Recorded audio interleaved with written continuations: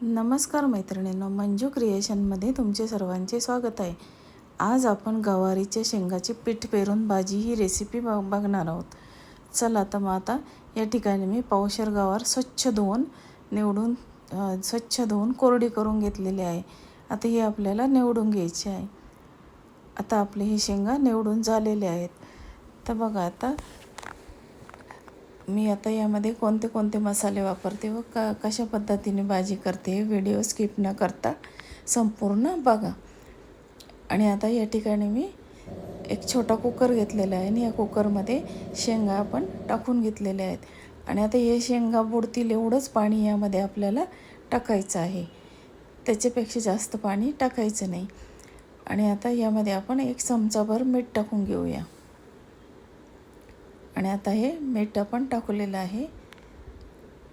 आणि आता कुकरला झाकण लावून आपण गॅसवर ठेवूया. आणि कुकरच्या शिट्टीमध्ये वाफ भरेल एवढ्या वेळेस आपल्याला गॅस चालू ठेवायचा आहे. तर कुकरच्या शिट्टीत वाफ भरले की गॅस बंद करून टाकायचा आहे. आणि आता यामध्ये आपल्याला मी आता 4-5 लसणाच्या पाकळ्या घेतलेल्या आहेत. लसणाच्या पाकळ्या, कढीपत्ता, कोथिंबीर आणि हिरवी मिरची याचा ठेचा घेतलेला आहे.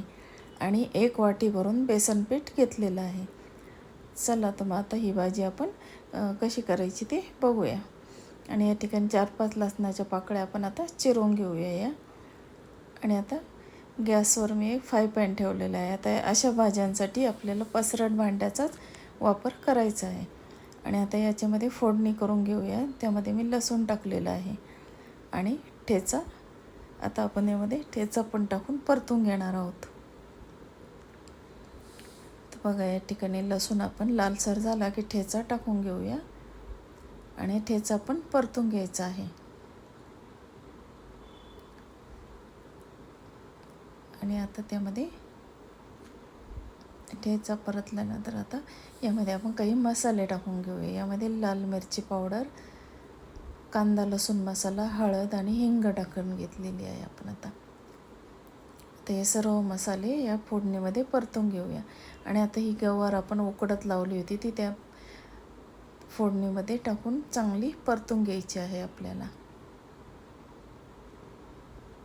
आता ही गवार आपली परतून झालेली आहे. आणि आता गवार परतून घ्यायची आहे. आणि आता यामध्ये आपण मीठ टाकणार आहोत, पण ते मीठ थोडं कमी टाकायचं आहे, कारण आपल्याला अगोदर आपण शिजताना मीठ टाकलेलं आहे. आता थोडंसं मीठ टाकून घेऊया आपण. आणि गवार चांगली परतून घ्यायची परत. आणि थोडासा हिंग टाकायचा आहे. हिंग आणि मीठ टाकल्यानंतर गवार परतून घेऊया. आणि आता यामध्ये आपल्याला बेसन पीठ टाकून घ्यायचं आहे. आता गवार थोडीशी आपण झाकण ठेवून वाफ काढून घ्यायची. आणि चला तर मग आता आपण यामध्ये आता बेसन पीठ थोडं थोडं करून यामध्ये टाकून ते व्यवस्थित असे एकजीव करून घेणार आहोत. आता यामध्ये मी बेसन पीठ थोडं थोडं चमचा टाकून आता हे व्यवस्थित आपण मिक्स करून घ्यायचं आहे. हे अगदी व्यवस्थित मिक्स करायचं, जेणेकरून त्यामध्ये गाठी होणार नाहीत. आता हे चमच्याने व्यवस्थित मिक्स करून घेतलेलं आहे. आणि आता याच्यावर झाकण ठेवून आपल्याला 5-7 मिनटं वाफ काढून घ्यायची आहे.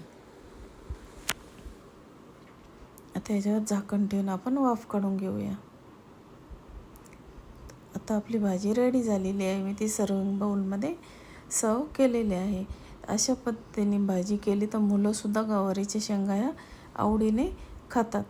तर बघा मैत्रिणींनो, अगदी टेस्टी अशी आपली ही पीठ पेरून गवारीच्या शेंगाची भाजी रेडी आहे. मी ती सर्विंग बाउलमध्ये सर्व केलेली आहे.